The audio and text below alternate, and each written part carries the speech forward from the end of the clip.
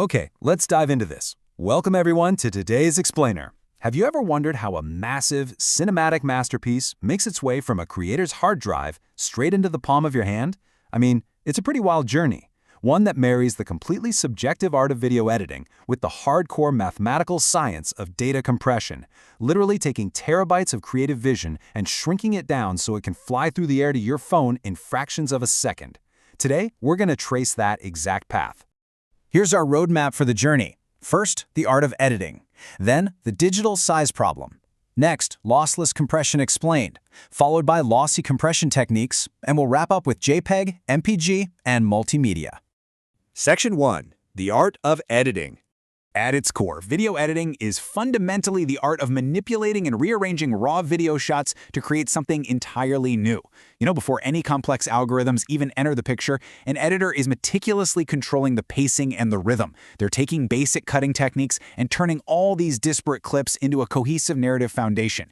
They are the ones deciding exactly when you should feel tension or excitement or relief, and they do it simply by choosing where to make a cut.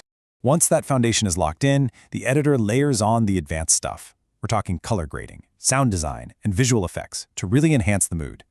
They might throw in a dynamic montage to condense time, or use parallel editing to show simultaneous action building up to a climax, or maybe jump cuts to totally manipulate the energy. It is a wildly complex, challenging art form designed specifically to grab your attention and create a totally unique visual style. Section 2. The Digital Size Problem. So think about it for a second. Your masterpiece is finally finished. You've got hours of gorgeous, high-quality shots, intricate sound design, and visual effects all perfectly synced up. But an uncompressed video file requires an absolutely enormous amount of data. We're talking gigabytes for just a single minute of uncompressed 4K video. So how do you actually share it? Without a solid solution, websites and mobile phones with limited bandwidth literally couldn't handle this kind of multimedia. It would take absolute ages to download, let alone stream it seamlessly. Section 3. Lossless Compression Explained. Enter data compression. It is the mathematical hero that quite literally saves the internet. So, let's start with our first major category, lossless compression. Lossless algorithms allow you to reconstruct the original message exactly. Think of it like folding your clothes perfectly to fit into a suitcase. When you unpack, every single item is there, exactly as it was. Not a single thread is missing. Lossy compression, on the other hand, well, that's like deciding to leave your bulky winter coat at home because you know you won't actually need it at the beach. You permanently remove unnecessary data for a massive reduction in file size. Let's dig a bit deeper into a totally brilliant lossless method, the Huffman coding algorithm. This was actually developed by David Huffman during an MIT class assignment, which is just wild to think about. Basically, this algorithm builds a probability tree. It rewards frequency. For example, in the word hello, the letter L appears twice. So Huffman gives shorter bit codes to those frequently occurring symbols, like L, and longer codes to the rare ones. It's kind of like giving your absolute best friends a one-digit speed dial on your phone, while, acquaintances get the full 10-digit number. Because of this incredibly clever trick of assigning variable length codes based on probability, that entire word, hello, can be compressed down to just 10 bits total. That averages out to an absolutely incredible 2 bits per symbol. It's a super effective way to shrink text and other data formats without losing a single drop of information. You achieve this extreme efficiency just by being smart about how you name things. But Huffman isn't the only game in town. Let's compare it to another absolute giant in the field, the Lempel-Ziv or LZW algorithm. While Huffman relies on fixed probability trees for individual symbols, LZW takes a much more dynamic approach. It actually builds an adaptive dictionary as it goes, memorizing frequently occurring phrases or strings. So instead of spelling out the word the every single time, it just assigns it a quick shorthand code. It's the engine behind file formats you probably use every single day, like Unix compressed files and GIFs. When you run simulation results comparing these two, it's pretty eye-opening. While Huffman is exceptionally well-suited for smaller files, that dictionary-building Lempel-Ziv algorithm adapts beautifully to larger files and continuous data transmission. Because LZW maintains pointers to previously encountered patterns, the receiver can decode the stream constantly, right on the fly. It is actively learning and optimizing as it processes the file. Section 4. Lossy Compression Techniques. Now, what if we need to save even more space? Well, that brings us to lossy compression. This is where we drop the data that our human senses can't even detect anyway. A really foundational technique here is quantization. Simply put, it's a mapping technique. It takes a massive, continuous set of values and constrains them to a much smaller, discrete set.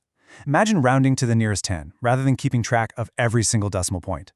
Or, in visual terms, taking 1,000 different shades of light blue and deciding to just label them all sky blue. Whether it's scalar quantization, mapping single values, or vector quantization, grouping correlated variables together, like neighboring pixels in an image, this technique permanently reduces file size with little to no noticeable drop in quality to the human eye. Section 5. JPEG, MPG, and multimedia. Let's break down the legendary JPEG standard, which, as you know, compresses still images. It happens in very specific steps. First up, it converts the color space. Crucially, it separates luminance, which is brightness, something our eyes rely super heavily on, from chrominance, or color. Because we are far less sensitive to exact color details, the algorithm can safely downsample or reduce that chrominance data in Step 2. Step 3 is the discrete cosine transform, or DCT. Think of DCT like taking a really messy room and organizing everything into broad shapes instead of tiny details. It groups the low-frequency, broad color washes separately from the high-frequency, sharp edges. Then, Step 4, it quantizes that data and finishes up in Step 5 with entropy coding. And that's basically using our old lossless friend, the Huffman algorithm, to tightly vacuum seal the final package. When you really dig into that quantization step, the algorithm is intentionally targeting those high-frequency brightness variations. The tiny details your eye naturally misses anyway. And it divides them by a constant, effectively rounding them to 0. This leaves mostly small positive or negative numbers and a whole lot of zeros, which obviously take drastically fewer bits to store. It's essentially an ingenious little trick played on human perception to save massive amounts of data space. And the coolest part, this seamlessly scales up to video. The Moving Pictures Expert Group, or MPG, effectively takes these JPEG techniques and applies variations of them to individual frames of video. But it actually goes a step further by only saving the data that actually changes between the frames. So if a car drives past a static building, MPG doesn't resave that building every single frame. It only updates the moving car. By transforming a stream of discrete visual samples into a highly compressed bit stream, MPG is literally the technology making global video streaming possible today. Without it, all those dynamic edits, color grading, and visual effects we talked about earlier, they'd be forever trapped on the editor's hard drive. Which really leaves us with this final thought. As you seamlessly stream this explainer right now, without a hint of buffering, isn't it kind of amazing that our entire digital world relies on this incredibly delicate balance? It requires the highly subjective, human creativity of the video editor to craft the story, and the staggering, objective mathematical genius of compression algorithms to actually deliver it to you. The next time you watch a visually stunning clip, just remember the invisible data journey happening right there behind the screen. Thank you so much for exploring this with me today, and keep learning.